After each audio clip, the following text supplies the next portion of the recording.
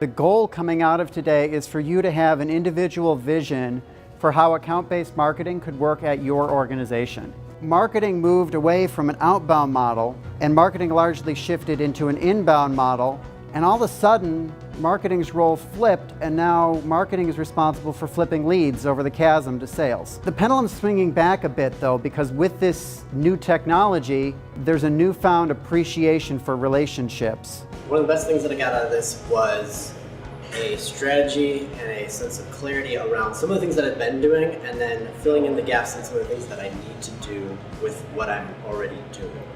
You start out identifying your target market, your target audience. This really eliminates waste because you're starting with a much smaller audience. Then you expand and you start to do some intelligence around those accounts.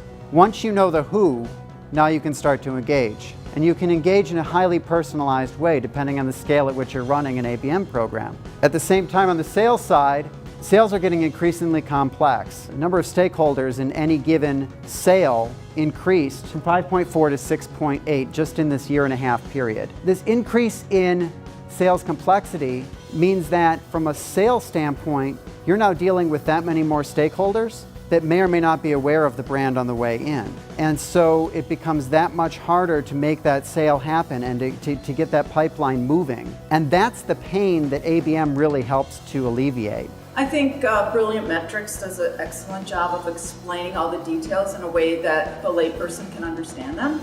And when you're in marketing and advertising, sometimes it's really hard to take those concepts and make them understandable. Part of what makes ABM different from a more traditional inbound methodology is that it brings sales and marketing on the same side of the table. 87%, according to an independent study of marketers who have implemented ABM, say that it produces more ROI than any other marketing method.